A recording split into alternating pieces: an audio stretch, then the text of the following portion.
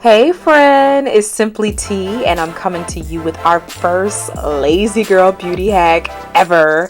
I've got some super greasy brushes and I need to use these by tonight. So I'll be testing out this brush cleaning mat that I got from a brand called Urban Beauty. And I picked this up at a visit to my local Five Below, and I figured I'd just test it out with you guys. So let's see how it works. So I picked up the pink product from my local Five Below for just $5, and I'll just be using this and some dish soap of my choice to get some of those stains out of my brushes today. So here I am just running those dirty brushes under some hot water, just trying to loosen up the product before I get started. And the mat comes with suction cups on the bottom to kind of help, I guess, keep it in place while you sweep your brushes across them. So that's what I'm going to do next. Music licensing reimagined.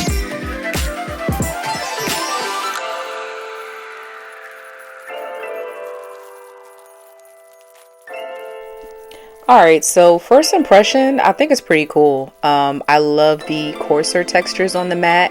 I think that once I sweep some of my brushes across the coarser parts, they definitely start to lift the product out of it. But you do see me holding down the mat in some sections because it started to slide just a little bit. So I don't know if that was me not, pressing the suction cups down a little hard enough, or just the slipperiness of the sink. But it's not holding as tight as I thought it would. Music licensing reimagined.